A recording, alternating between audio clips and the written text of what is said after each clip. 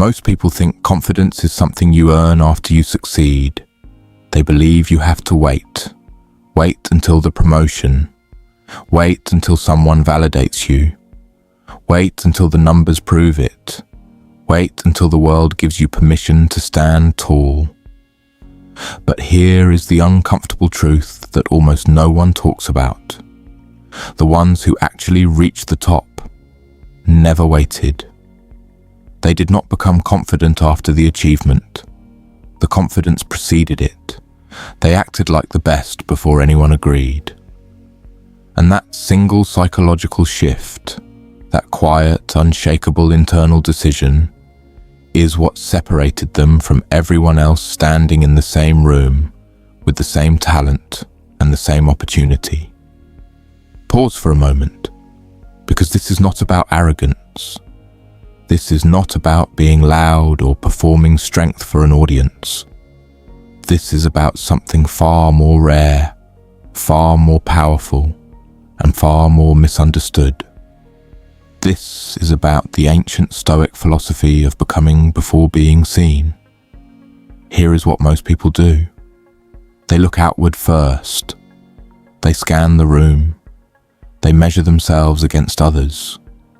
They calculate their worth based on comparison, on feedback, on applause, or its absence. And when they feel like they do not quite measure up, which is almost always, because there is always someone more experienced, more polished, more recognized, they shrink. They speak a little softer. They hold back the idea. They say, maybe later, maybe when I am more ready, maybe when I know more. And years pass like this. Look honestly at your life. How many times have you pulled back not because you were incapable, but because you were waiting for a signal that never came? That is the trap. And almost everyone falls into it. The problem is not the absence of talent. It is the absence of a decision. Human beings are wired to seek social proof. Thousands of years of evolution trained us to look at the group before we act. In ancient tribes, being rejected meant death. So we learned to read the room before committing. But that ancient instinct, in the modern world, is destroying your potential. Because now, the danger is not rejection from a tribe. The danger is living a life that belongs to someone else's approval.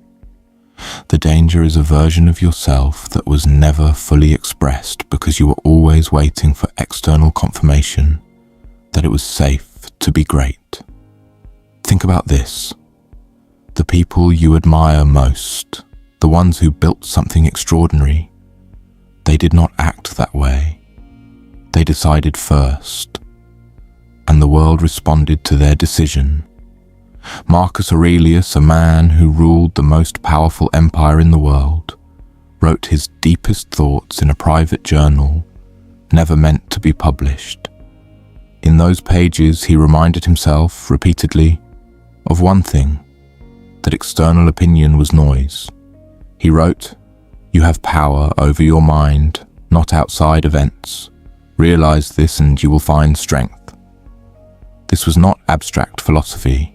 This was a daily practice, a man with every reason to be defined by his title, his power, his reputation, constantly choosing instead to define himself from the inside out.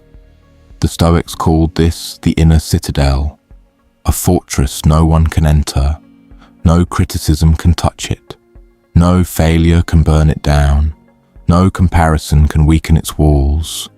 And the foundation of that citadel is one simple but radical act, deciding who you are before the world has a chance to decide for you. Carl Jung observed something fascinating about human psychology. He said that most people live their entire lives as a performance, a carefully constructed persona built to be acceptable to others. He called it the mask. And the tragedy, according to Jung, is that people wear the mask so long they forget there is a face beneath it. They spend decades managing how they appear, curating, editing, softening, And the real self, the one with full conviction, full presence, full capacity, stays buried. Think about this seriously. How much of your daily energy is spent on management of perception? How much of your thinking is about what someone might think, what someone might say, how something might look? That is the psychological trap. And it is not weakness, it is just unconscious. Most people have never been shown the door out. Here is the shift. Stop asking, am I good enough?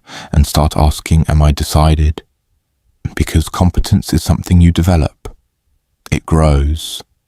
It evolves. You will never feel fully ready, and that feeling will never disappear on its own. The most skilled people in any field still feel doubt. The difference is they do not consult that doubt before they act. Epictetus, who began his life as a slave and became one of the most influential philosophers in history, taught one principle above all others: separate what is in your control from what is not, and then invest everything in what is. Your reputation is not in your control. People's opinions are not in your control. Whether they recognize your worth today or in 10 years, not in your control. But your standard, your effort, your inner posture, the way you carry yourself when no one is watching, that is entirely yours. Act from that place. That is what it means to act like the best. Imagine this situation. Two people start the same job on the same day. Same background, similar skills, identical starting point. One walks in and immediately begins scanning the environment. Who has more authority? Who seems to be the favorite? What is safe to say? Safe to suggest? Safe to try? They spend the first 6 months observing, waiting, adjusting to what already exists. The other person walks in and begins behaving like someone who belongs there completely. They ask bold questions. They offer ideas before they are asked. They speak with calm certainty, not because they know everything, but because they have made a private decision about who they are. 1 year later, the gap between them is extraordinary, not because of talent, because of posture. Now think about criticism. Someone challenges your idea, dismisses your work, questions your capability. The average response is defensive or deflated. Both reactions confirm that your sense of self is dependent on their assessment. The Stoic response is different. It is quiet. It is grounded. You hear the criticism, extract anything useful, and discard the rest. Not because you are arrogant, but because you have already established what you think of your own work. Seneca wrote, "The first rule is to keep an untroubled spirit, not an untested one." Untroubled. Aristotle spoke of arete, a Greek word often translated as excellence or virtue, but its deeper meaning is closer to being fully what you are, expressing your complete nature without dilution. He believed that the highest form of human life was not comfort or safety or social acceptance. It was full expression of capacity, the actualization of potential. Socrates went further. He said the unexamined life is not worth living. But here is what people miss in that quote. He was not just talking about intellectual examination. He was talking about living with full awareness of who you are, what you stand for, and what you are capable of, and refusing to betray that for convenience. The person who acts like the best is not deluded. They are not pretending to have abilities they lack. They are simply refusing to pretend to be less than they are. And that distinction, that quiet refusal to shrink, is the entire philosophy. If this perspective resonates with you, consider subscribing for more insights like this. But before you continue, pause here. Ask yourself this honestly. In what areas of your life are you performing smallness that is not genuinely yours? Where are you waiting for someone else to determine your value? And if you removed all external opinion, all feedback, all observation, all comparison, who would you be in this moment? That person.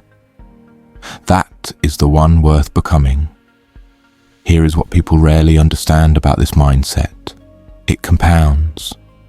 Every time you act from internal conviction instead of external permission, you reinforce a neural pathway.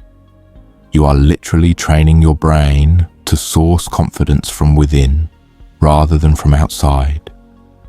Over months and years, this becomes character. It becomes identity. It becomes the thing people cannot explain about you but cannot ignore. The person who consistently acts from this place becomes magnetic, not because they are performing, because they are present, fully, undividedly, unapologetically present. And in a world full of people performing, full of people managing perceptions and adjusting themselves for approval, true presence is extraordinary. It stands out without trying. It leads without demanding.